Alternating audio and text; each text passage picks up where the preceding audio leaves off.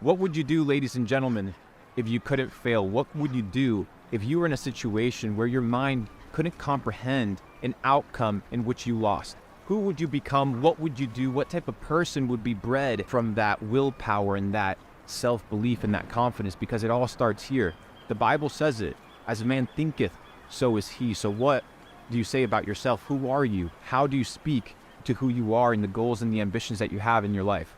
You know what I mean? So when you see the goals and ambitions and dreams and aspirations that you have, there's nothing wrong with wanting to be a multimillionaire. There's nothing wrong with wanting to be healthy and have a nice home and take care of your family. But the system will tell you, you have to work, you have to be an employee. When you realize that the way to make money, the way to liberate yourself isn't through the ways of the system. It's not through a 9-to-5.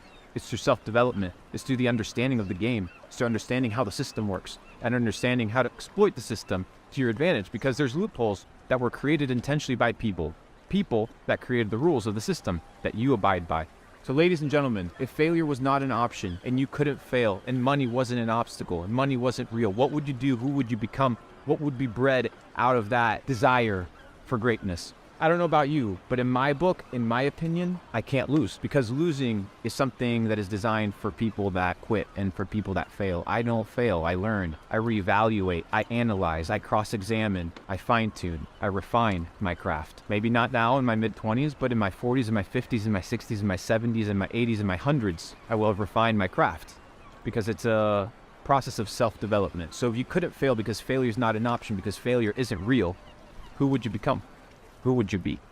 Who's holding you back? Who's telling you you can't? You? Or is it the programming inside of you? Maybe it ain't you. So ladies and gentlemen, get woke, get positive. The world is yours for the taking.